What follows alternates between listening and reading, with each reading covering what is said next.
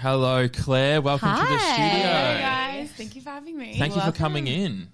I'm so excited. I saw you were at Melbourne Fashion Week. I was. That was so much fun. I met you at Melbourne Fashion Week. I did. We had a chat. Yeah. I've never been to anything like that, and I was invited by Jamie as a party. Yeah, and he said, "Would you like to join?" And I was like, "But what will I wear?" You know. But I had such a great time, and I met some pretty cool people, and it was crazy, like watching people that you see on TV that you're like fangirling over, coming up to you and fangirling over you. And it's like, can I have a picture with you? No, can I have a picture with you? I didn't fangirl you. You didn't. You kept you cool. You kept you cool. I kept it pretty cool. I've been trying to keep Matt up to date with MAFS. So he drags his feet a little bit. Just so I've watched enough. So I binge watched enough of you, literally your scenes, and just for this interview because I wanted to be on top of everything. But because there's a quiz after this, I'll be quizzing you. Oh, fuck, I won't pass that. I've never passed a quiz in my life. But it just gives me anxiety. Some of the stuff on there, like it's stressful to watch. Oh my God, my anxiety was flaring because I was watching it in the Sydney hotel and I was like, fuck this. I was like, was it Sky Suites by any chance? No. But I'm sure you would have PTSD. I actually kept a few things from my time on MAFS and going through them, and I saw my little Sky Suites pass. I just shuddered.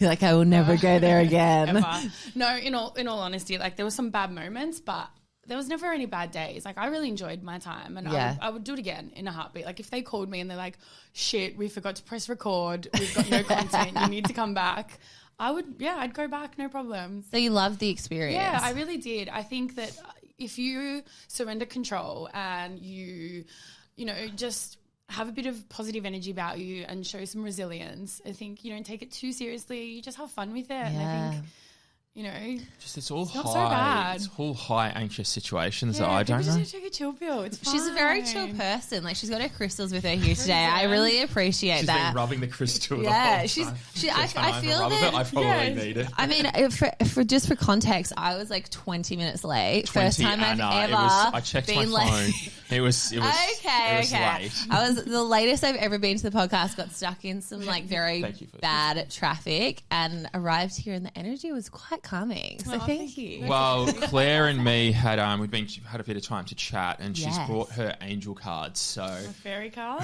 fairy card. Sorry, and I had a fairy card reading. So and how did you find that, Matt? Well, what were they again? Sexuality.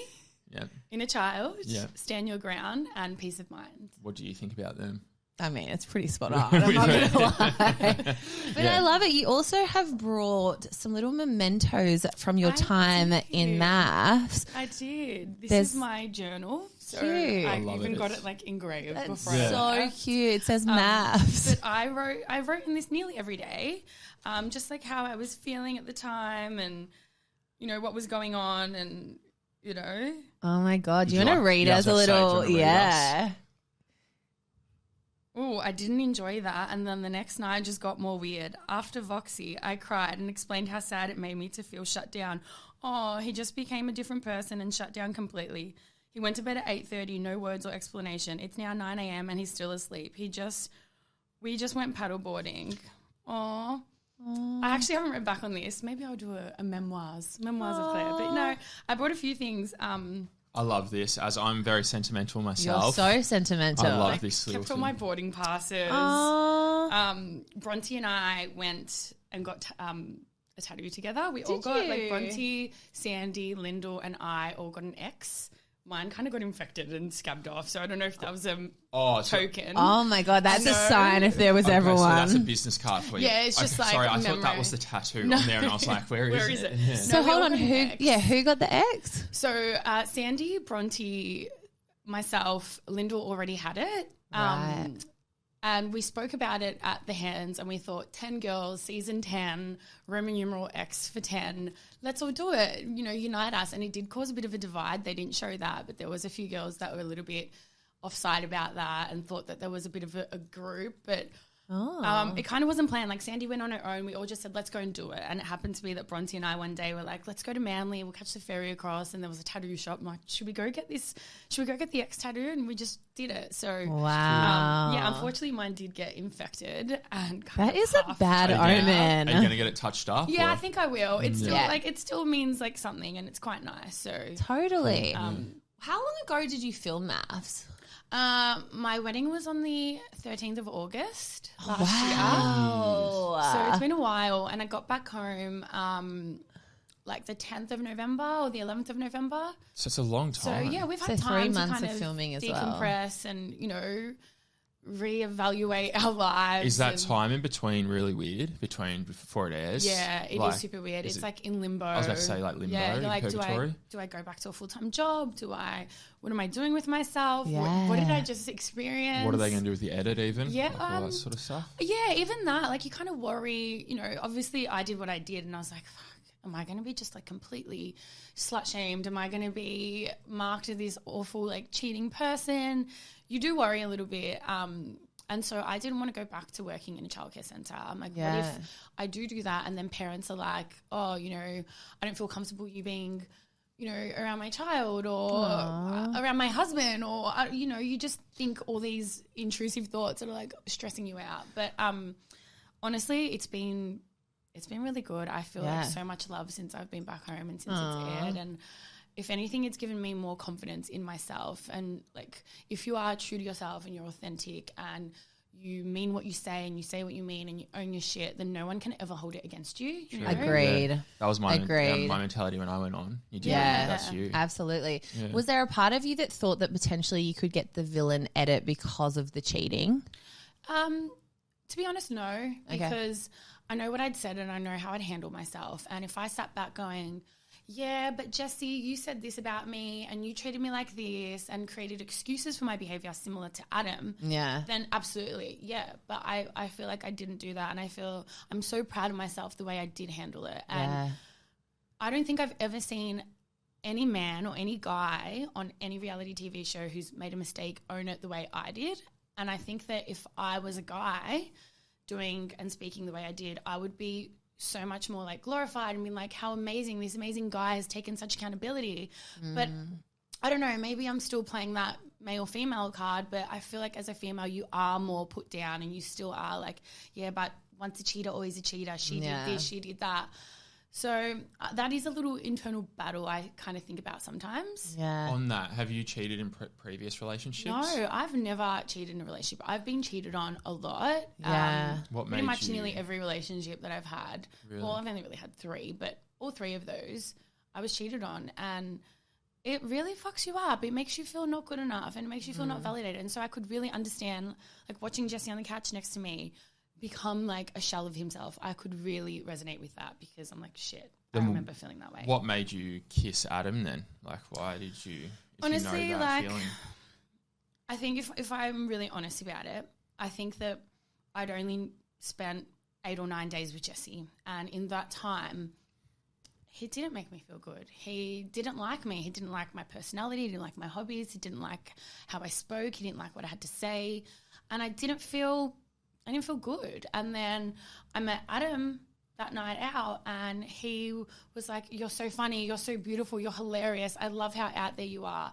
And I guess all those things that I wanted to hear from Jesse, I heard from Adam, and I kind of felt he's a charming guy, he's charismatic, he's good looking, he's got this cool accent, and I kind of fell for it, and I allowed myself to kind of be drawn in. And maybe that's me seeking validation from something outside of my relationship when I'm not happy, and completely not right at all. But, you know, there wasn't so much to it. You know, there was no let's go out after. There was no phone conversation. We weren't on the phone. Yeah, I was going to ask. Yeah, it was literally a passion dash. So what was your mindset? Because I've had so many like debates about this with my fiance. And I was like, I just don't. MAFS fans. Yeah, we do love it. I told you to watch it too. We should be having these debates anyway. And like I was kind of under the impression that obviously you're married at first sight, right? Yeah. And like as a viewing public, people take it very seriously. Absolutely. They're like, they are married, whatever. But then in my mind, I was like, it just does. What? Put the bottle on the ground. It's just sorry. video. Sorry. That's right. And then just But in my mind, I was like, it doesn't seem like in your head you're like in the headspace of I'm married in that moment. Yeah, I guess you're right. And we were the first couple to get married. So we got married. We had a 7-night honeymoon, 8 days. We were away. That's nice. And then we come back for 8 or 9 days and we're completely split up. So we have to wait for everybody else to get married and everybody else to go on their honeymoon. So we had these 8 or 9 days together where it ended really badly, and then we don't have each other's number. We don't speak. Oh, so you don't talk to him We don't talk. Then I'm in my own hotel for 9 days. He's in his, and then we come back in Sky Suites. Wait, so how long were you guys? Like a 8-day gap before us getting reunited again. What? Are you allowed communication to the outside world? Well, you've got your phone, yeah. So you can I could call my mum, my sister, that's all good. But I hadn't spoken to him, and we left it really badly. Like, we left our honeymoon not speaking. So you were off this guy's him. not for me. Yeah. This guy's really awful. And then we got reunited. We're like going into the first dinner party. I'm like, I want to go and see him. I don't want to go into the first dinner party separate. It's not setting us up for success in this experiment. I want to speak to him. Like, we don't have each other's number. We couldn't text. So that's when I went to his hotel room, and I'm like, all right, well, I'm going to try here. Even though he was really mean to me, I'm still going to try. And that's when he was like, nah, I don't chase chicks. And that really, really hurt me. Yeah, I didn't like that. Jesse reckons he doesn't chase chicks. Yeah. So I went back to him and he's like, I think he should. yeah, that really upset me more than anything, because that was me showing up. That was me going, okay, well, we didn't speak for the last 3 days in our honeymoon. You were pretty mean to me. In your vows, you said, I respect kindness. And as a kind person, we're on a very small island for 4 days. There's one breakfast buffet. Like, you've seen me, you didn't say hi. We're at opposite ends. Right? It's awkward. And I said, look, why didn't you just come and say, like, are you okay? Sorry, I may have been a bit harsh. Didn't mean that. And I would have been like, it's all good. Like, So it was like a Mexican standoff at the island, essentially. I'm on one side, he's on the other. So that's 3 days, and then there's an 8-day gap where you don't talk. That equates to now 11 days. There was a small conversation at Sky Suites where you were like, hey, let's clear the air. Yeah. There was and he was like, nah. a bit of backlash from him. Yeah, and then we went straight into the dinner party that night. So the morning I went and saw him, he was like, I don't chase chicks. Then we'd go to the dinner party that night. Right. And it was just awkward. That's when I met all the other husbands. It's when we all got together and talked about our wedding. Okay, so first impressions of Adam in that dinner party scenario, because obviously in your headspace at the moment, you're off Jesse. Yeah. You tried again, you put the olive branch out. Yeah. He's kind of rejected it in a way. It's pretty much just ending the relationship. Like, that's It's just like, if it was a date on the outside world, we never would have seen each other again. No. I was like, this guy's not into me. Yeah. He's a bit alternative, which is cool. Like, that's fine, but there's no point in pursuing someone who doesn't want you, right? Yeah. I took that as a big, like, no. And that's the thing. I don't feel like I had a chance with Jesse from day one. I feel like he had, in his mind, shut me out completely. It was like, nah, this chick's not for me. She's too much, too loud. He even said on the honeymoon, you're super independent. You've got your shit together. And they're all really good things. But he's like, I'm scared that you're going to become bored of me and I'm going to become really needy. And in that moment, I realized that that's his insecurities, and he's a super insecure dude. And that was a sad moment. it was really sad. It was. But also, I don't It's not mean your this with responsibility. any, For I don't sure. mean that with any offense, but No, absolutely. I came in there wanting someone who can be on my level, who can be like, let's be in that driver's seat together, not someone I have to like kind of carry along with me. Like, that's not what I want in a relationship, let alone a marriage, So let's go back to the dinner party. Was there flirting at that dinner party with Adam? Because obviously then you've gone out and made out. Yeah. What was like the vibe with you guys there? To be honest, I actually didn't really like Adam. Oh, really? The first time I met him at the dinner party. And when you talk to someone and their eyes are over there and they're like, yeah, and they're like worried about what's happening over there. I found him like really hard to speak to. I'm like, this guy's not even listening to me when I'm speaking. So I didn't vibe him at all. And when we did the attractive photo challenge, I actually put him last. Actually, I think I remember that.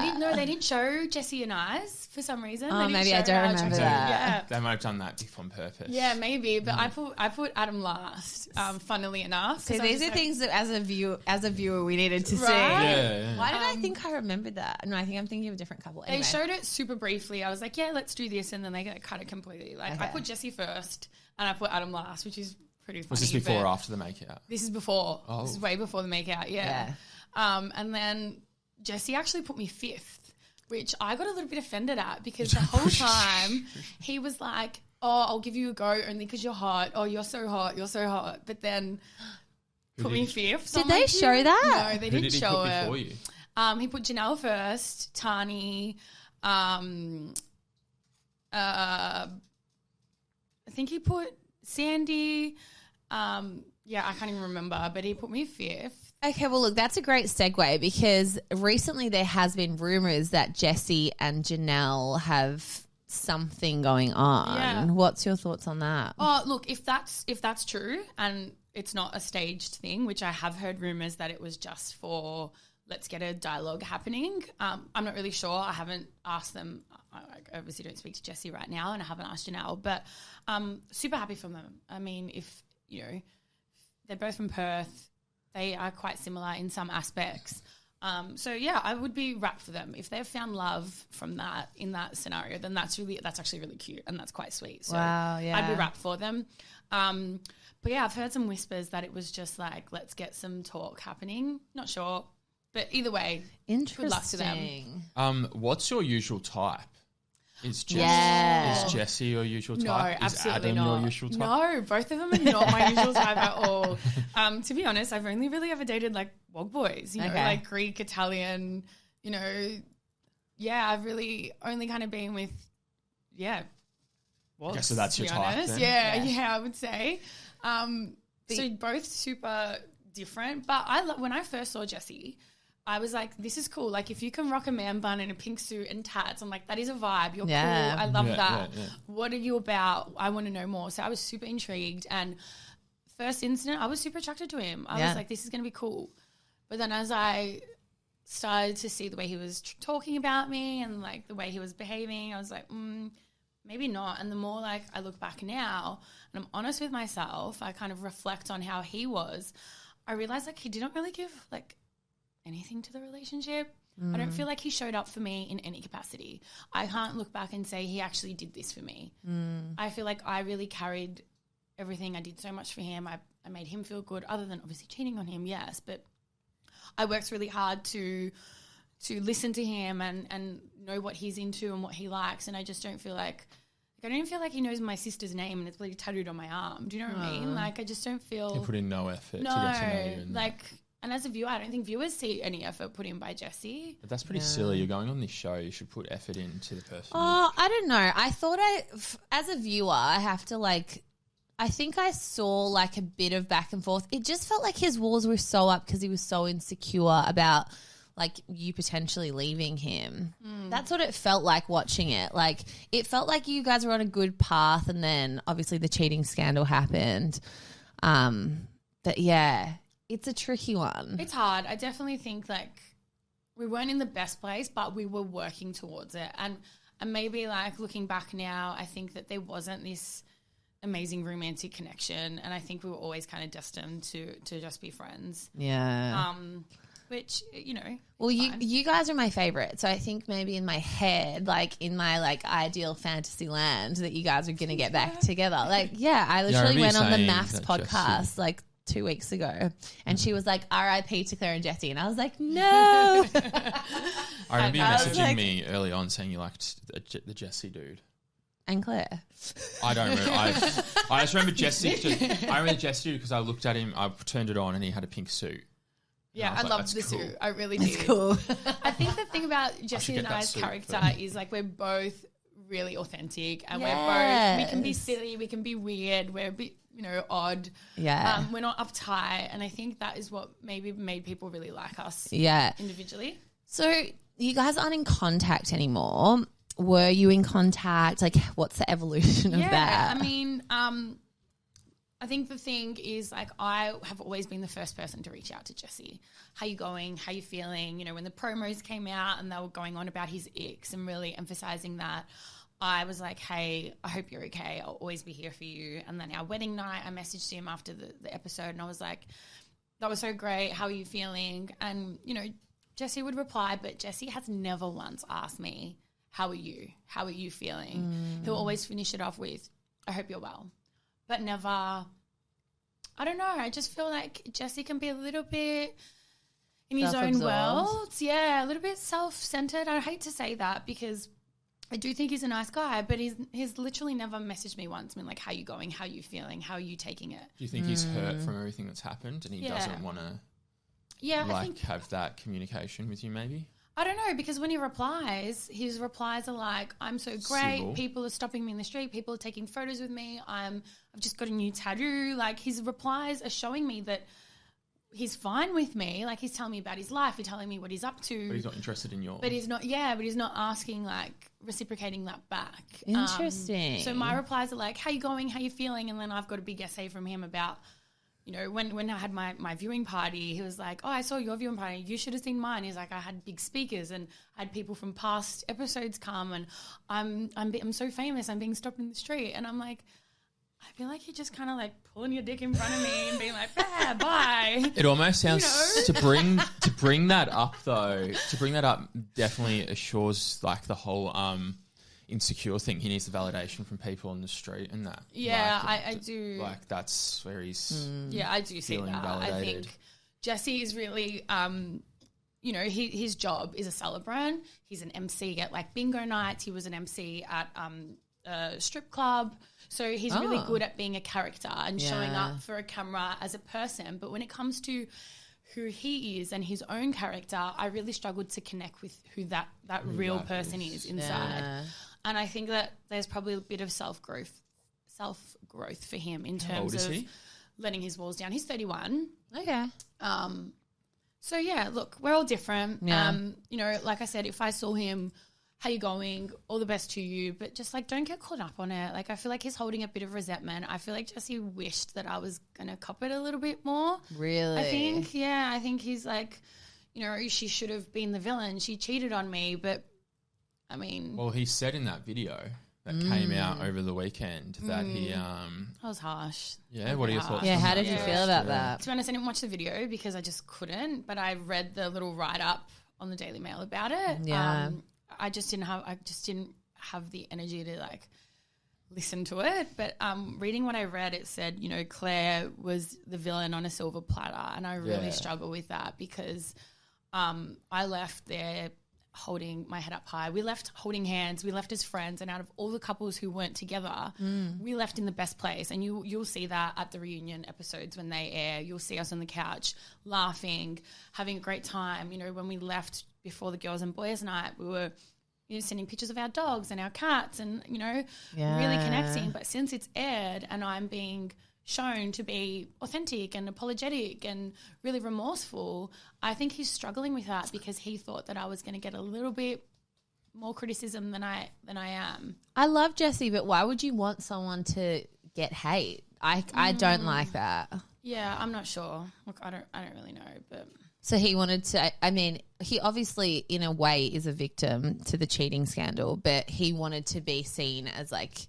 you know, the real victim of the season. Yeah, I think / star. Yeah. I mean, you guys are the star couple in my opinion. You know what I mean? Like, I feel like, as you said, you were both very authentic. What we kind of saw is what we got. Yeah. Even meeting you now, exactly the same. Thanks. Like, it's, you know, I think you guys really are the two people who stood out. Not doing like a Harrison and Bronte, which we'll get to later. Just saying, they're the stars of this show. They are not the stars of the but show. They're ones that get the most you can't just put on a fake relationship and write stay and expect people to. Anyway, we'll get into that later. Oh, did it? Do you need that? Let your hair down. Let your hair down. Having fun in here. Just let it. It looks amazing. Oh gosh, okay. Just let it flow. Continuity purposes, though. Oh, well, MAFS editors don't know about that. We might have to teach them a thing or two. What was I going to say? Yeah, just us being super authentic. I get it. Yeah. And I do feel like, I don't know. It was. So I have a question. Tell me. Were you and Jessie like kissing behind closed doors and like? You never slept. Never slept together. We never had a pash. Never had a pash. No. How are you going to build a relationship when you're not being intimate? Yeah, no. Why just it never came about? I mean, I just don't think. Well, we were separate from most of the experiment. I think the longest that we shared a room was at our honeymoon, and then probably for maybe a week in Sky Suites, and then the kissing thing happened, and then we spent the rest of the experiment in separate rooms. But you're laying in a bed with a guy who, technically on your honeymoon, there was no intimacy. No, well, that page that I just read about 8:30, he's in bed. That was the first night of our honeymoon, and I was like, I can't wait to stay up till 2 a.m. and talk about our whole lives and get to know everything about you. And he was like, no, I'm tired. We had a big day yesterday. We've been up early for a flight. I want to go to bed. And I was like, okay. And I fucking just laid awake, like staring at the ceiling. And then I'm like, all right. So I went for a beach walk, and it was like 11 p.m.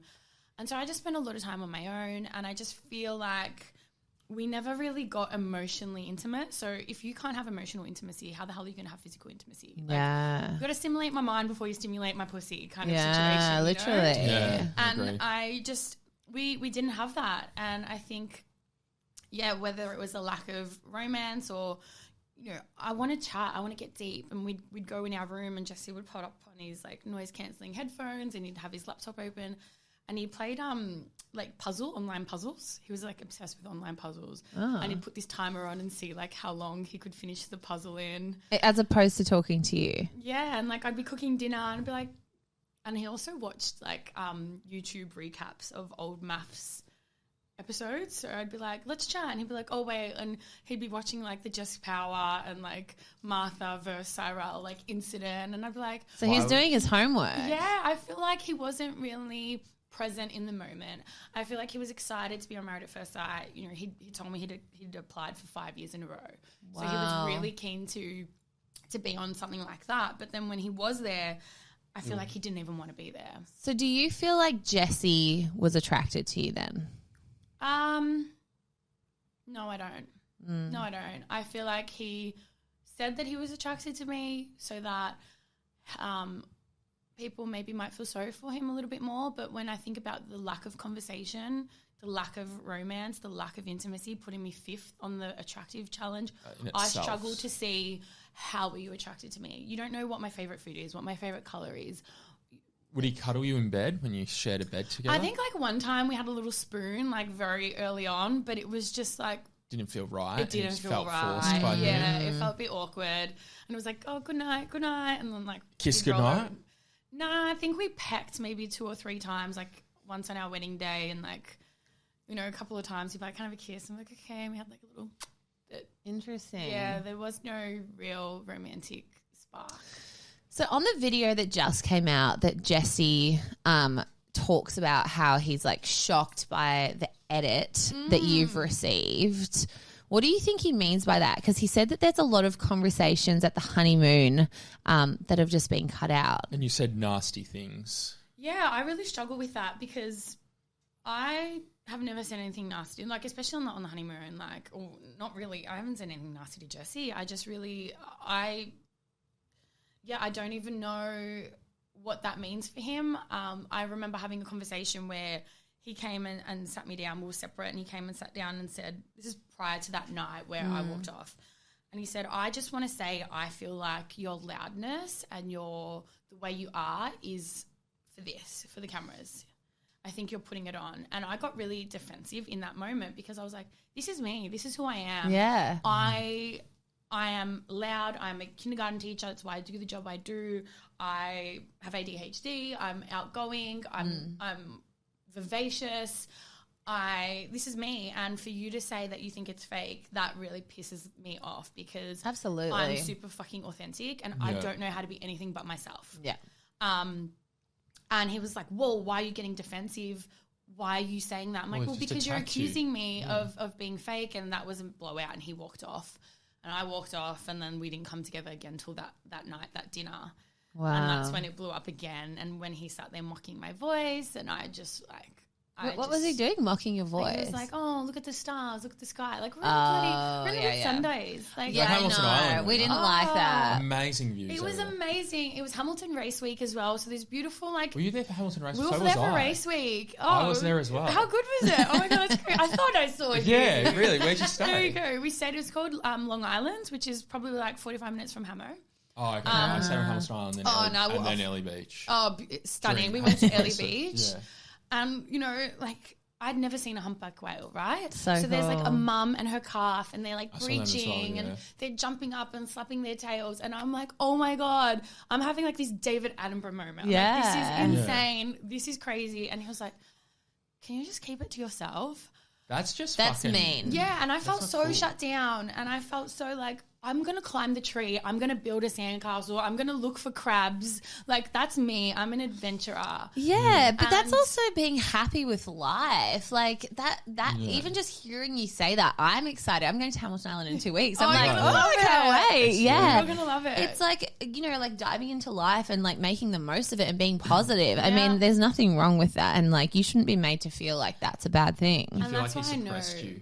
Yeah, I feel like, you know, we had a thing on the couch with the experts and John said, I love Daddy John so much. He's the best. It's like Dad John, Mama Mel and Auntie Alessandra. They're great. But John was like, Jessie, I feel like you are resenting her for being the person that she is, and you asked for someone high energy and loud and outgoing, and instead of allowing her to hold that power, you are resenting her for that. Yeah. And then he said, on the contrary, Claire, maybe you can allow space for Jesse to kind of step into his power and meet you halfway. So I did feel like I had to choose my words a little bit. You know, even when we moved into Sky Suites, I wanted to be like, oh my God, look at the view, look at the artwork. I love this you place. really reined it in for that, I remember. You should never, though, with your partner, do that. You should always be your authentic self. I want someone who's going to be like, ta-da, this is my person. You know, not sit down, be quiet, can you stop? You're embarrassing me, keep it to yourself. Like, and that's why it's so hard with Married at First Sight, right? Because they pair you with someone who you don't know who they are, you don't know what their personality type is. Why do you think they matched you guys? Look, I think you can look at it in many different ways. You can say, like, I'm a super high energy, but I'm also quite understanding and empathetic, and I think I'm a really good communicator. Yeah. And I think that someone like Jessie, who maybe struggles to understand themselves, who needs somebody a little bit more like, I got you, maybe they thought that would be a good match, but I think Jessie needs somebody a little bit more who's going to allow Jessie to be the dominant one in a relationship, and I think I am a little bit too dominant for him. Right. Maybe. Yeah. But maybe sometimes they just want a bit of this, and then let's see what happens, you know? I think it's more. Who knows? Do you think that he wanted you to like make him feel more like validated and more like, you know what I mean? For sure. I do. Insecurities? I do feel like... do you not feel like that's not too hard to make him feel a bit validated sometimes and like that? Yeah, I think that everyone deserves to be validated, but that is not my sole responsibility. I think you have to come to a point where you... Well, if it's in a relationship... You both need to feel validated. Yeah, but in a relationship, if he's feeling insecure about where it is, I feel like if my partner was like that, I'd try to make him feel... Good about themselves. For sure. And I think I did that as much as I could where there is no emotional intimacy. There is no connection. There is no two-way street. True, you're forgetting that as well. Showing up. Yeah. There's only so much I can pour until my cup is empty. Yeah. And if I sit back and look at it, I think about, well, what did I get from Jessie in our relationship? And I can't really answer that. So I feel like there's things that I have to tick off before... You know, when you're in a relationship, it's totally different. You love that person, you care about them, you want them to feel good. Yeah. We didn't have that pre-existing thing. We were two strangers. And at the end of the day, like, you're a grown-ass man. You're 31 years old. Figure yourself out. Know yourself. It's not my job to save you, to rescue you. We all have hurt. We all have past trauma. We've all been fucked up in different ways. And, you know, yeah, like, I can kind of understand now maybe why Jessie hasn't been in a relationship for... You know, since he was in high school, since he was 18, he's been single since 18 years old. And there is a big chunk of yourself that you're yet to understand because relationships hold that mirror up for you. Yeah. So, yeah, I think that, we all got work to do on ourselves at the end of the day. Some more than others. Yeah, absolutely. Well, I mean, even we saw Jesse in his Voxy say to the camera, I wish one of my exes gave me an apology like Claire gave me. Yeah, obviously it's amazing that after the cheating scandal occurred, that you were so sincere and you gave him something that he had never received before. But did that make you feel like maybe he wasn't necessarily over that ex? 100%. And I had asked him that a couple of times before. Going back to our honeymoon, I'd said, tell me about your past relationships. And he's like, I don't want to talk about it. Really? And so that's something I didn't even know until Wasn't that later like 13 years ago? Yeah. Yeah, right. I can't even remember what I had for breakfast yesterday, to be honest. So unsure. She must have done a number on him. Absolutely. It did affect him. And we were being kept a secret for 2 years. Oh, I can't imagine. You know, so he started dating his girl when he was 16 and they were a secret until he was 18. So it was very young, but didn't from like her friends and family. She probably wasn't allowed to have a boyfriend. She probably wasn't. Like, you're in high school. She didn't even hit I puberty wasn't yet. allowed to have a boyfriend. Right? I can relate. I was just about to say, I feel like he is holding on to a lot of past hurt from being 16 to 18. Yeah. And he's really carrying that through to his adult life. Why would you, her? I think. I mean, my 18-year-old girlfriend broke up and just got married and I'm happy as hell for it. I know people who still struggle with things that happen to them in like very young relationships because it like traumatizes them and then they're like walls up, I don't want to do that again. Because I mean, the first time you get hurt, fucking hurts, right? Like it kills. Like, I don't think it gets any. I don't think I it can gets. still feel the pain. I don't think it gets any easier. about though. it. Doesn't Totally. I can laugh about it now. But I can laugh about it now because I've gone on to experience different Other relationships. If that was my last relationship, I would probably still be holding on to it too. I don't think. I think Well, think about it. The first person to truly hurt you. Imagine if that was the last person you've dated. Fuck, Matt. Yeah, you'd be a shell. It would be hard. I just wouldn't. Right. Yeah. You know what I mean? It's hard. It's definitely hard. Also, so Jessie obviously did an interview that was pretty like damning towards you. Quite. Do you want a rebuttal to it right now? No. Wait. I do have a question coming. Tell me. So Jessie did an interview recently, and he claims that the cheating scandal was actually about to come out, and so therefore you got on the front foot and you wouldn't have told the truth if you didn't know it was going to come out. What's your response to that? I mean, you know, I had told Sandy, and so she hadn't told anyone. So I think that, there was no way it was going to come out. Adam definitely wouldn't be telling anyone. Oh, no. Sandy is my BFF for life.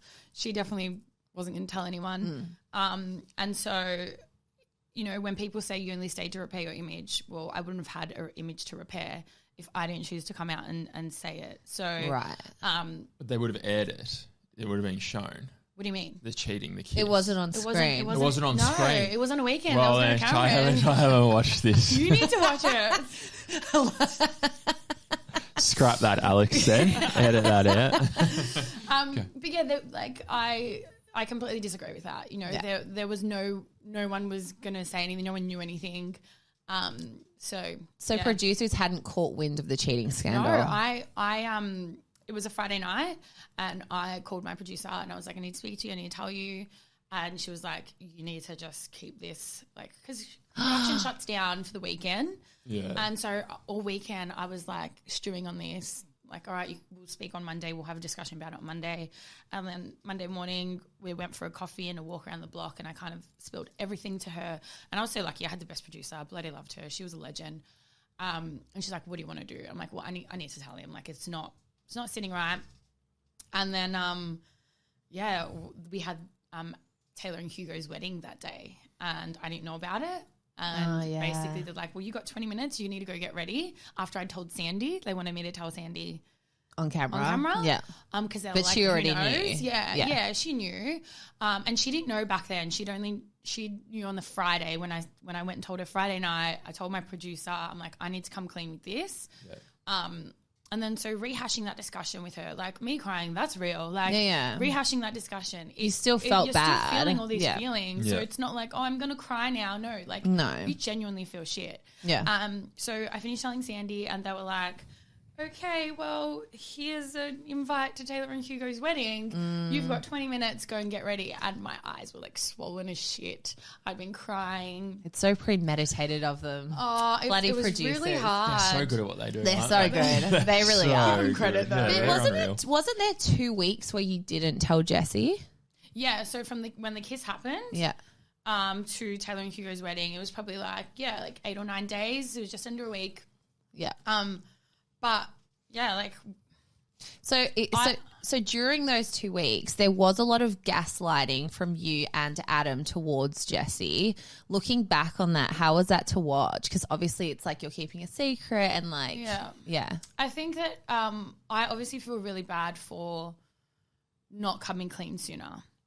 But in saying that, when we got home that night and I was out on the phone to my friends, like Adam and Janelle have come forward and said, we're on the phone to Cam and Lyndall. Like I was not on the phone to Adam. And to see Jessie act in such a really aggressive way for me possibly being on the phone, I didn't feel like safe or comfortable or able to be like, oh, hey, like I'm not on the phone to him, but I did kiss him. Like, I just didn't trust his reaction. I was scared. I thought, fuck, just shut your mouth, Claire. Just suppress all this. And so the way I did react, I do feel bad about, but I also think that was my pent-up frustration. With him already. Yeah, and it's not an excuse. Like, I did apologise to Jessie for that, and I probably should have come forward sooner. But, yeah, if someone's going to act so angry about a phone call, how much more mad would they be about a kiss? And I was kind of like, well, you don't even like me anyway. Like, I didn't even feel like you're into me. Like, all of a sudden, like, I show a bit of affection to someone else and it kind of changed, but... Got jealous. You know, yeah.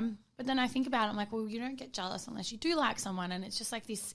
It's conflicting. Yeah, it really is. And it's so hard to navigate a relationship in private, let alone in public, with cameras in your face, with 20 other people who are judging you. Yeah. And you can try and show up as best as you can, but it's not always going to be, you know, to full integrity, you know? Well, that's life, right? We all make mistakes. And I think we had a chat earlier in the week and I was like saying to you, I think that's why people can really relate to you, because there's light and there's shade and it's raw, and it's not like trying to put your best foot forward 24/7 and like you're like, I'm on camera. It was like there was mistakes made and you did own it. And I think that's why people have got around you, because they can relate. Like, it's human. It's life. It's life.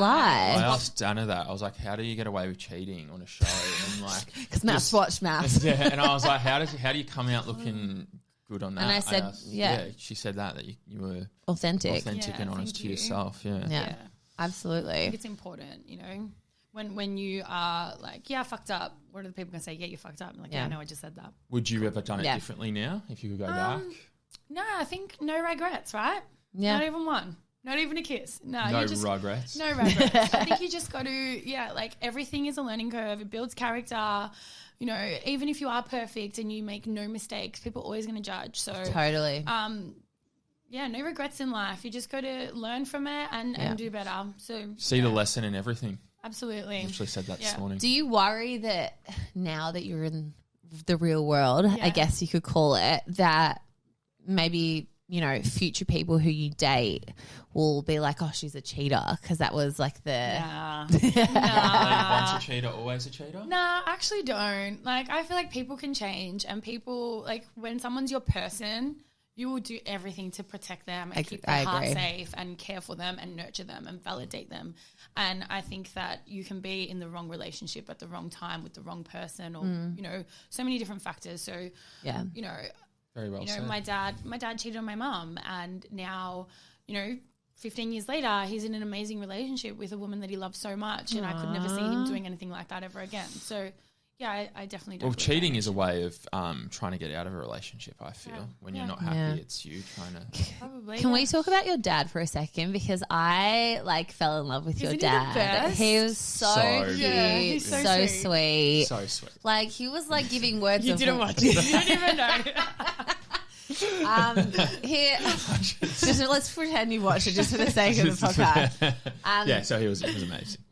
Dad's a ledge. He was giving so many, like he was giving so much wisdom to you guys, and I just like really felt his like positive, amazing energy, and then I could totally see where you get it from. Yeah, I'm super lucky. Like I've got a great relationship with my dad and my stepmom, and then my mum and my stepdad. So I've got like double the love, double the parents, and it's really nice. Like everyone has a different like role they play in my life and give different advice and dynamics. So, but Dad's very much like the fun, funny, charismatic, kind of dad, and super lucky that he came and gave that advice. And you know what?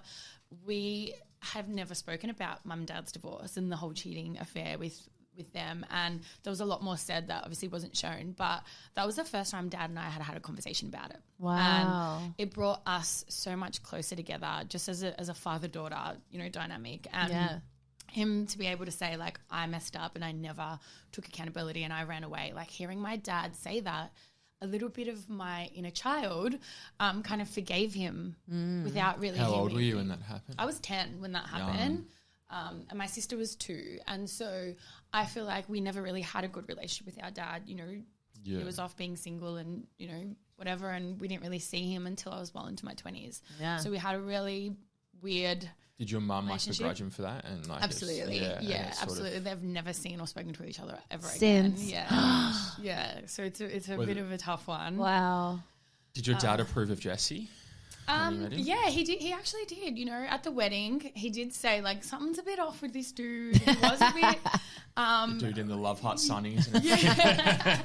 He was a bit like he had some questions, and they didn't show like obviously everything. But at the end of the day, he's like, I support you. Like, be you, be who you are, be strong. You got this. So yeah.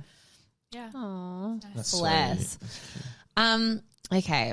We have to talk about Harrison and Bronte. So there's one thing I know about the show, and that guy. He's the worst. He is the worst. He's actually scary. He's actually really scary. Is it real to like real life how honestly, it is, or is it worse in real life? When people talk about the edit, there is no edit. What you're seeing is what you are getting. People can't make you say something. They can't make you behave in a certain way. That is him. And I knew it was bad, but now seeing the internal dialogue that's happening behind scenes between him and Bronte and his Voxy, you're like, whoa, dude, what the fuck is wrong with you? Is Bronte that bad? Is she bad in real life? Like, is she to blame as much, or is it fully... Look, I struggle. I struggle with the relationship that I have with Bronte, if I'm honest. What is the relationship, firstly? Okay, let's rewind. Yeah, let's rewind. Back to the start. During MAFS, I connected with Bronte a lot. I was like, I really like this girl. She is, strong. She's sassy. She's funny. We get along. And then we went through everything, and she supported me through the whole cheating thing. She's like, you're not your mistakes. It was me, Bronte, Lyndall, Sandy, and Alyssa. Probably like the closest, towards the end of that experiment. And then it kind of became me, Bronte, Lyndall, and Sandy. Yeah. They came and stayed with me for a couple of nights, a month or 2 back when they came to Melbourne. And, we were talking about everything. And I struggle because I know Bronte is not a stupid girl. I know that she's smart. But watching that, you are either fake as shit or you are either dumb as shit. Which one? And that is the battle that I'm having, because I love her and I want to be friends with her. But watching that, I'm just like, how can I stay true to my values and my morals? How can I be friends with someone I may not necessarily fully trust? I feel bad even saying this, I do. And I haven't really had a conversation about it with her. Kind of pulled away from the girls group a little bit. That's totally fair enough. Yeah, I'm struggling a little bit, and it makes me sad thinking about it because, we did get along, and I don't ever want to like shit on another woman. I just don't know. I don't know. Yeah. It does feel like she's kind of got rose-colored glasses on and is being highly manipulated, or she's made a deal behind closed seeing all, doors. like the text message come through and the voice memos, and they're things that I didn't know about during it. But there was a time where I was like, Bronte, like, why are you being so fake? Like, you know, she was literally saying to us girls, I hate this guy. He's a wanker. I can't stand him. And then you'd go and you write stay, and we'd be like, what the fuck are we watching? So even hearing you say that's very contradictory because she seems so passive. But if she's got a deal or whatever you reckon to stay, that Paris and her want to both stay, wouldn't they be putting on more of a... Exactly. Like, do better. I think they're just shit at acting, though. Act better, right? Wouldn't you be like more like, I love this bloke? Like, why would she be going and telling you that stuff? So that makes me believe that they're probably not faking. They might just be... I think that he... So do you think Harrison and Bronte are fake or they're stupid? I think that Harrison... I think there's nothing about Harrison that's fake. I think that is his authentic self, right? Like, people throw around the narcissist word a lot, and they say it a lot, and gaslighting a lot. And I was like, oh, yeah, okay. Bronte would say it a lot on the couch. I'm like, okay. But now I'm like, holy shit. Yeah. And this dude's mum is a behavioral therapist. Like, Stop that's even worse. Yeah. How is that possible? Like, well, he probably She needs to do some some analysis on her son. She probably taught him how to... probably like the worst behavioral therapist in history. So look, I really struggle, and you know, I do have a lot of love for Bronte, and I was very good friends with her during the show. I have pulled back a little bit. Yeah. And she'll probably listen to this and be like, what the fuck, bitch? But I just don't know how to feel right now, and hearing some of the ways she spoke about other couples, and it's either Harrison mind fuck the shit out of you and you don't have the inner strength and the knowledge to see that. Yeah, or you just like, fuck it, I'm going to stay for as long as I can, you know, and have some longevity in this. And anyway. Maybe she thought it was going to get better. But I mean, if Bronte is listening to this, I'm sure she's analysing herself whilst watching the show as well, being like, what the fuck? This doesn't look good. Like, it doesn't. And I think even objectively, she must be able to watch it and watch what's happening and be like, fuck. It'd be hard for her to watch back. I don't even think she's actually watching anymore. I think she's said, I'm not watching. I don't even think she's doing any like media, radios, anything. I think she's just like, she's I need just a break. going, They're not together once they're not still together. Oh, no spoilers. You'll have to keep watching. I'm going to say no, just because. No, I mean like outside. Highly doubt it. Yeah, highly doubt. What's your thoughts on? Oh no, sorry. No, Harrison got seen with someone. That's right. Harrison's with his ex, right? Oh, the 22-year-old. Yeah. It's like, you're a grown-ass man. How old is he? He's like well into his 30s, isn't he? Like, why are you hanging out with 22-year-olds? Like, you need a woman who is maybe not as switched on, who you can manipulate. I was about to say that, someone young. And you know, because a woman like me, Melinda and Evelyn, we'd fucking... You know what you want. I love seeing you and Evelyn and Melinda as well, just like put him in his place. But he's so good with his words, which I'm like, you come across quite stupid. So I'm like surprised that you're that good with your words. But he really is great at twisting and manipulating, and everything that he says is very controlled. He keeps his cool. The thing about Harrison that scares me the most is the smirk. But do you know, funny that you say that, I've never seen Harrison actually genuinely smile. Like, I've never seen him smile and laugh. Like, I laugh every day, all the time. Imagine being that miserable and that serious all the time and being like how depressing for you, you know? Like, I saw his teeth for like one episode just once, and I was like, what? He smiles? What? Yeah, he's just a weird dude, and PSA to any young woman out there, do not date Harrison. Don't date him, guys. There's someone apparently that is, and poor girl. Poor girl. Yeah. What's your thoughts on Lyndall and Cam? Oh, I love Lyndall so much. She's a sweetheart. Yeah, Lyndall is an absolute legend. Big love for her. You know, I'm just like, show up, Cam. You know, do better. Yeah. You know, she deserves all the love and affection and attention in the world. Yeah. She's such an amazing person. Even the way she speaks and the way she, you know, explains things. I said to her one day, I said, babe, when you talk, it's like you're like Beethoven classical music and I'm like gangster rap. And like together we're just so, you know, it was pretty funny. Like she's just a legend. It was really nice seeing their love kind of blossom in a way, and seeing Cam, you know, for the first time be with someone. He's never had a girlfriend, so it'd be a lot for him too. And he's such a larrikin. He's such a 50 ways to skin a cat, you know, kind of the way he speaks past the dead horse. Like, he's so funny. That's so good. And, you know, his energy is really, you know, hilarious. But yeah, Lyndall deserves the world. Yeah. I will say that. She's a sweetheart. There was a podcast that came out saying that she was a mean girl. Absolutely not. Yeah, I didn't Absolutely think so. not. Unreliable source. Yeah, unreliable source. The most unreliable source in Who the is that industry. podcast? The most unreliable source ever. Wow. Lyndall's a legend. She has the biggest heart. She's so caring. Nice. She's so thoughtful. She's such a girl's girl. And yeah.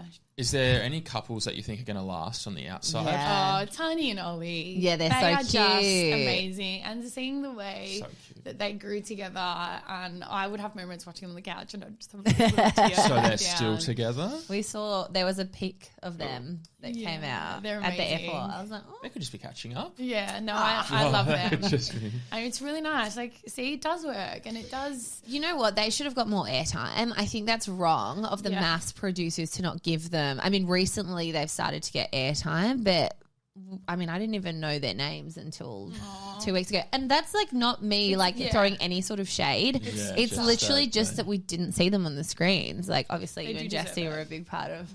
Sorry about that. Sorry, Tiny. No, Sorry. don't apologize. Was sorry. Oh, no, I was just going to say, who's the girl who's with Duncan? Remind me of her name. Alyssa. Let's talk about Alyssa for a Yeah, go on. second. What's your thoughts on Alyssa?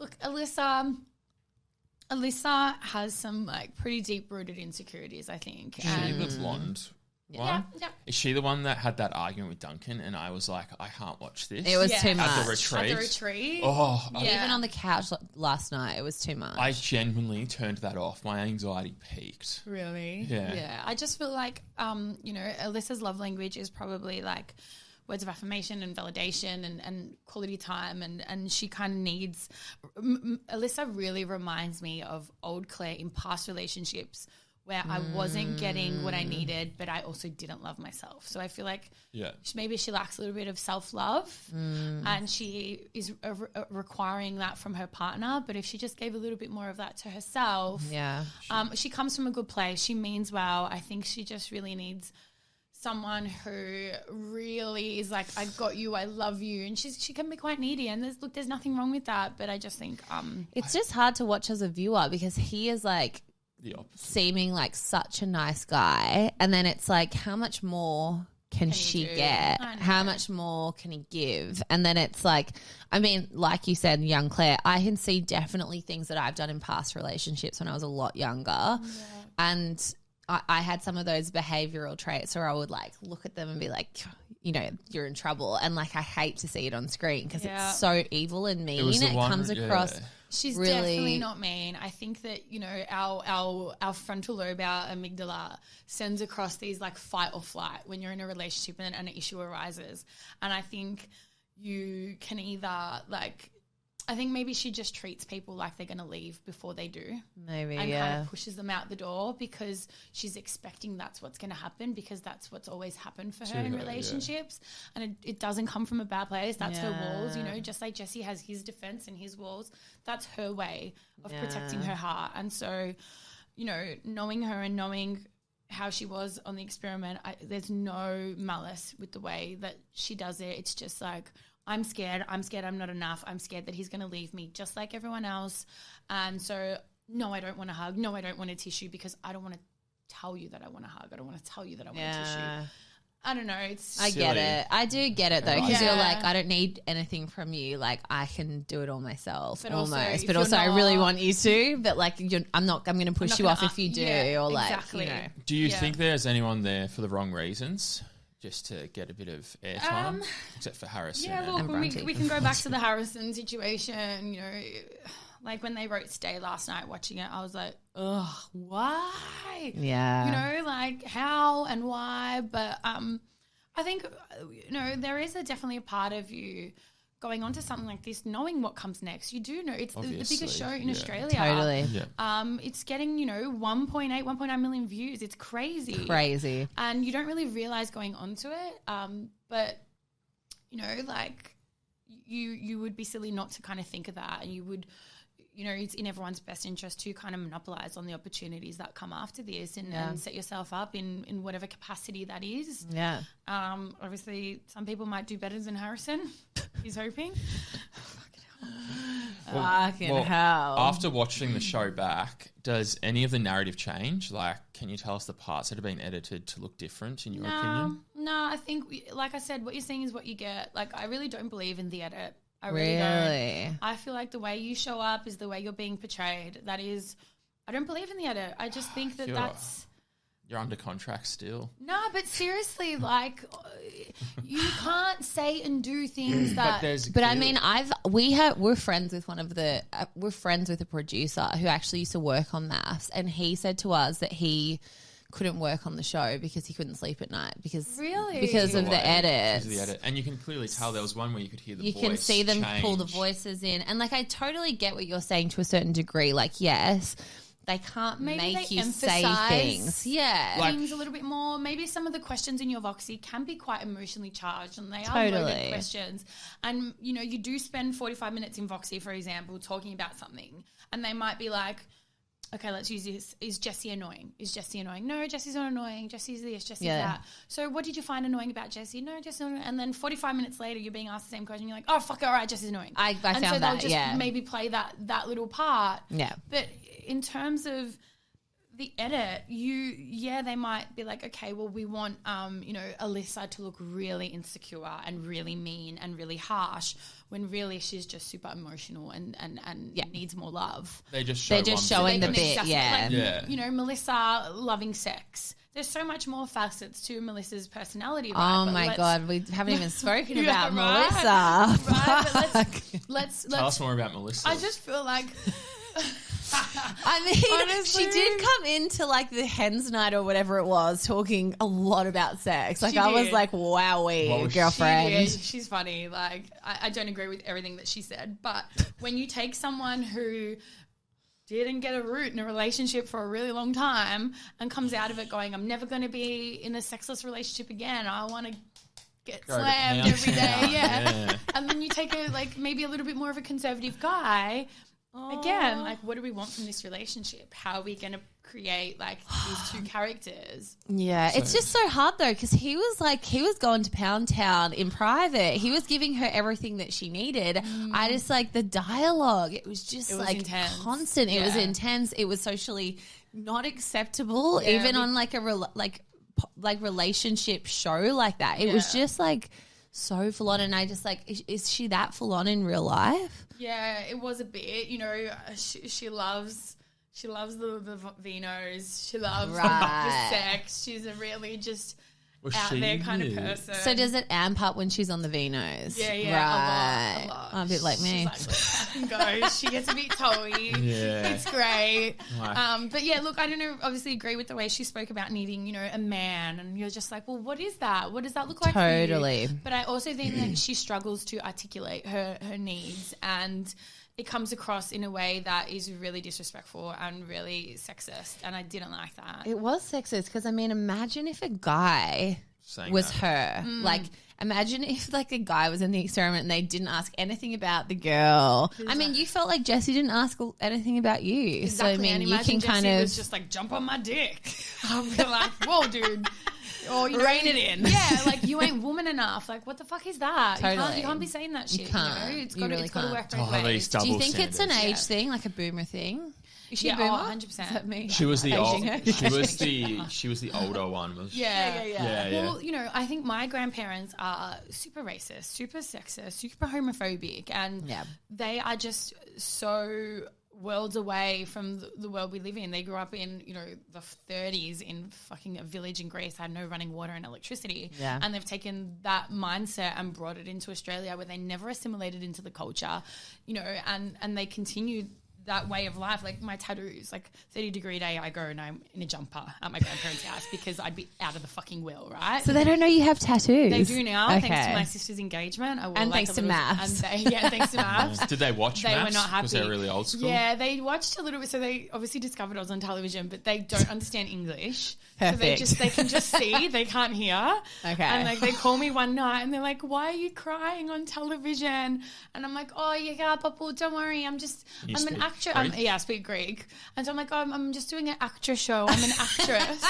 And they're like, wow, that's amazing. Are you still working at your kindergarten? I'm like, yeah, I'm doing that too. So they're super confused at what I'm doing right now in my job. But the tattoos, they were not happy. Like, they were like, what the hell is that? We don't know how much of this house we're going to leave you anymore. We'll be amending the will. You're out of the will? Yeah. You're out of the will?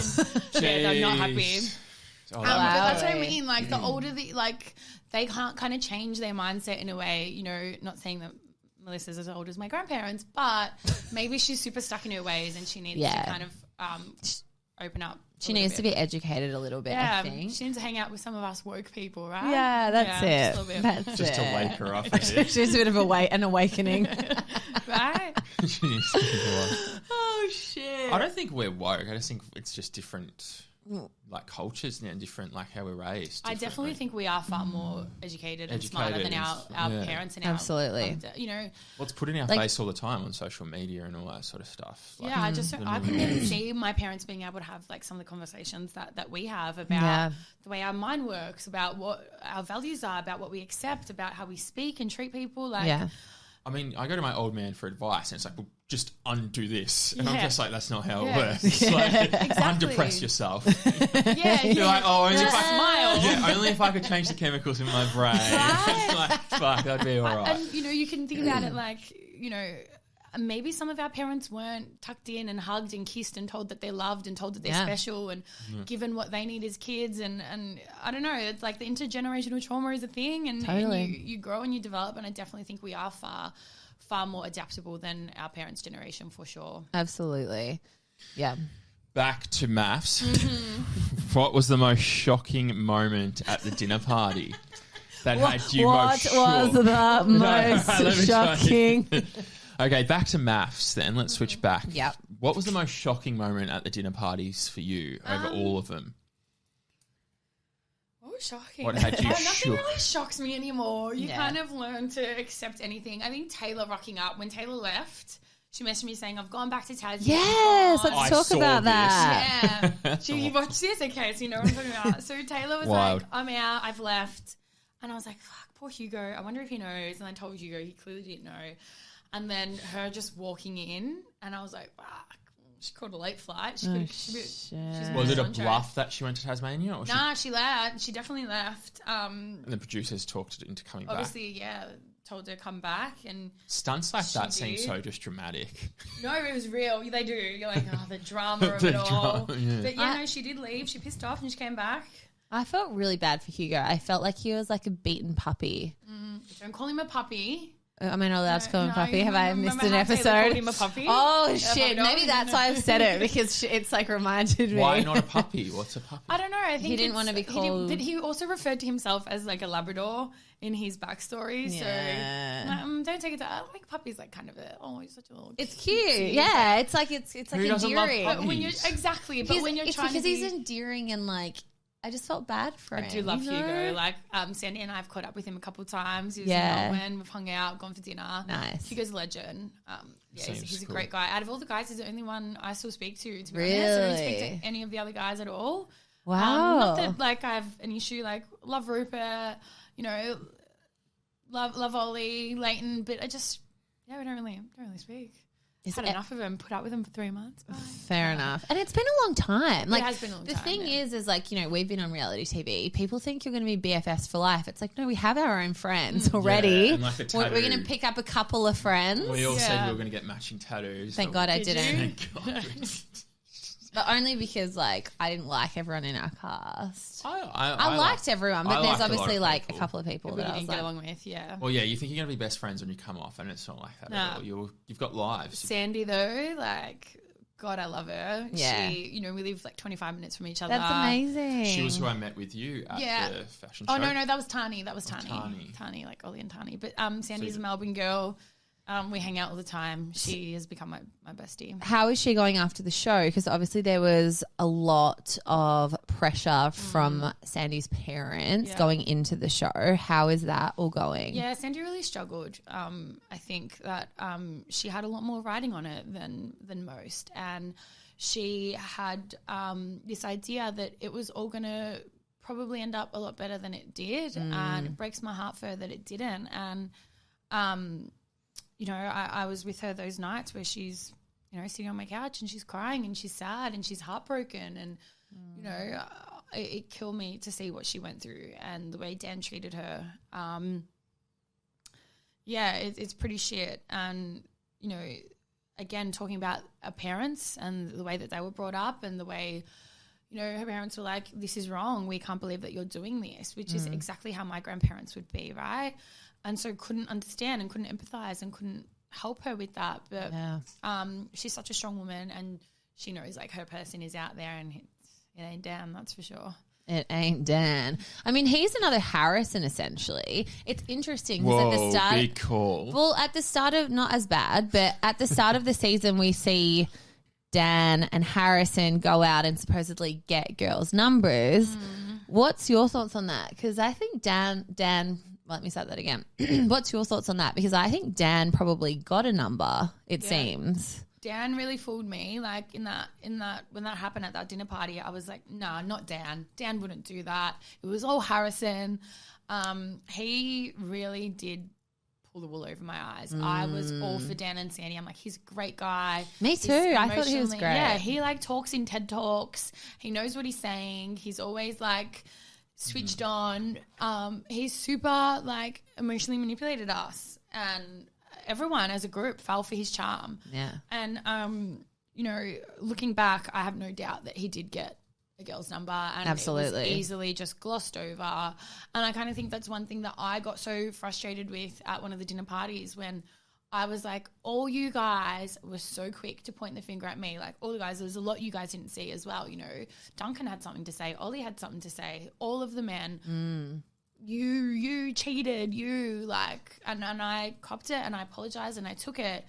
But if you are going to hold yourself to these standards, you need to hold it to everybody. Totally. And by your own accord, Harrison's done wrong, Dan done wrong, Hugo's done wrong, and not one of them said boo to the other man. And that's what really frustrated me. Well, the thing is as well, like, I know that you thought I was being like over dramatic with saying that Dan is like a Harrison, but the thing is Harrison is very much a manipulator, and he's not really trying to hide it, right? Like, he's pretty much like, I'm a narcissist, here I am. Whereas like Dan, he's like an undercover one, and that's more scary. He is. He will try and like mind fuck you into thinking that he's not, and you're like, am I crazy here? Gaslighting. Yeah, gaslighting. Gaslighting. I fucking hate that word. You know, so like much. I do hate Sandy, it as well. We don't gaslight anyone. But like, that's the thing though, like Sandy's allergic to the ocean. I'm allergic to chlorine pools. I can relate to her on some level. Yeah. You're allergic to chlorine. When he was walking out of that commitment ceremony, I was like, why don't you go fuck a mermaid, Dan? I'm screwing that didn't show it. That's so good. Yeah. I love it. It is what it is. Why does he want to fuck a mermaid? Oh, because the ocean was calling him. I need to go to my ocean. It's like, all right, you fucking hermit crab. I don't think you can fuck a mermaid though. Yeah, I was thinking like atomically. It's a joke. Yeah. Haha. Laugh, laugh. I'm just trying to. Okay, let's talk about your dating life next. Yeah. Okay, so are you dating anyone at the moment? Yeah, no, not dating at the moment. Okay. Single? Yeah. That leads I think there's someone. Yeah, that leads us to think there's I'm someone. not ready to talk about this topic just yet. Okay. Maybe. I think that coming off something like this, it is quite intense, and I think that you kind of need to focus on yourself. 100%. A little bit. There's something I here. need to prepare for this. You've already said enough. Yeah. I don't want to be Judas and like Judas him, but like there is someone I care about. Okay. It's just we're just gonna park that for a little bit. Is it someone in the public eye? No. So it's someone. No, it's someone I want to protect and keep safe. And Okay. Yeah. Is it Carlos in the other room? Damn it. So would you say you're in a relationship then? Are you exclusive? Yeah. You're in a relationship. Yeah. Oh, we're so That's happy cute. for you. Yeah. How did you guys meet? We used to work together. Cute. Yeah. Kindergarten teaching? Yeah, we used to work at the kindergarten. Aw. He's a primary school teacher now. Are you That's still so cute. doing kindergarten teaching then? I'm doing nannying right now, so Okay. I work one-on-one with a couple of families, some before and after school care. Aww. Yeah, I love kids. I love working with kids. Will you I go back love to being a that. kindergarten teacher? I don't think I want to work in a centre anymore. I just think that childcare workers are so underpaid. You know, for $25 an hour, it's kind of not worth the high intensity stress. Yeah. I would rather earn double that and work one-on-one with the family and work half the hours. Absolutely. Something's got pretty to good- change there, to be honest. Like, my sister used to work at Bunnings and she would make like nearly double what I made. And there's just a massive, you know, discrepancy between the work that's put in and the There's some pay. good gigs if you get a good nanny gig with a good setup that, like, I know Yeah. someone that gets taken away with the family and all that sort of stuff. Yeah, nice. Yeah, Yeah. See, one of my girlfriends, like, she goes to Queensland and she gets put up in like beautiful. With the family. So yeah. nice. Get into the right family. Yeah. So anyone that needs a nanny that's listening to we this got on a Claire good here. week, we got Claire. Yeah. What was I going to say? So how long have you been with your partner? Yeah, not. I don't want to talk about Okay. it right now. Did he It's struggle okay. watching MAFS? No, he didn't. He's super supportive. I Nice. was quite lucky. That's very good. Then. He's been a legend. Aw. Yeah. That's what you want. I'm so happy for you. I feel like you deserve a great guy. Yeah, thank you. He is. He's a legend. Nice. So tell us a little bit about your life after coming off the show then. Is it weird people recognising you? Yeah, all of a It's sudden. strange. Like, I just feel like I'm some like Greek girl from the area, and all of a sudden people are like stopping me at Coles, and you know, I've got toilet paper in one arm and like strawberries, and like, can I have a selfie? And I'm like, okay. But it's super endearing. It's super nice. You know, Yeah. I've had so much love. I haven't received a single, you know, no hate. It's been really lovely. So, yeah, I'm more than happy to stop and chat to people. Like, I was on the tram the other day and the tram driver, like, stopped the tram, got out of their little, like, cage, and she was like, can I have a photo? And I was like, bitch, I'm late. Imagine everyone else on the train would have been, or tram should have been like. You know, I went to the footy on Thursday night. Like, I'm a big footy girl. I love Carlton. AFL, gun the baggers. Yeah. It was I could a tell draw. you were a Carlton Yeah, could you tell? Yeah. But I was at the Agreed. footy and so many people Wow. like just stopped me. It was insane. 90,000 Some Richmond people, people. So, yeah, I think about 85,000 of them Yeah. were like, can I have a selfie? Oh my God. I It was can't really imagine. nice. I quite enjoy it, and it's you know what you're signing up for. Exactly. And I think I've been pretty lovely to everyone. So yeah. You are. You're very lovely. Would you ever do another reality TV show if asked? Yeah, I'd love to. So I love cooking. Okay. I'm a very great cook. And even more so, I love eating. So Yeah. I would love to do imagine doing like a cooking show with kids. Oh, that would be I would so love to incorporate my cute. two passions of children and food. Teach them how to cook. Yeah, I would love to do something like that. So Well, you got a platform, I don't you know. You know. could do it on like yeah, I'd love to Maybe do like a something- YouTube, kind of. thing. Yeah, imagine starting out series. with like, the kids that I nanny and, you know, setting up them how to the cook. cooking show. I run this program at my kinder called Playground to Play. Yeah. Where we do everything from like seed propagation, sustainability, worm farms. Aw. We plant garden, we cook. So we'll grow our tomatoes and our basil, and then we'll like go and make a salad or whatever Oh, it may nice. be. So that's really fun. And I'd love to imagine incorporating like something like that into the curriculum or into So schools. cute. It'd be fun. I love that. Yeah. Claire, thank you so much for Thank coming you. Thanks for in. having me. Thank It's been you. so fun. It's been so fun getting to know you more. You're Yes. awesome. You guys are lovely. Yeah, it No, was. thank you for coming on. I appreciate the chats about maths. Yeah, no, thank you. Have you learned so much? Oh, I'm going to go back and watch it all because I already have, but like intensely. He doesn't. He doesn't know what his story is. Okay. Thanks, Do you even Claire. know where I'm from? Do you know who I am? No, hi. Hi, I'm Claire. Okay. Thank you. Thank Bye. you. Bye.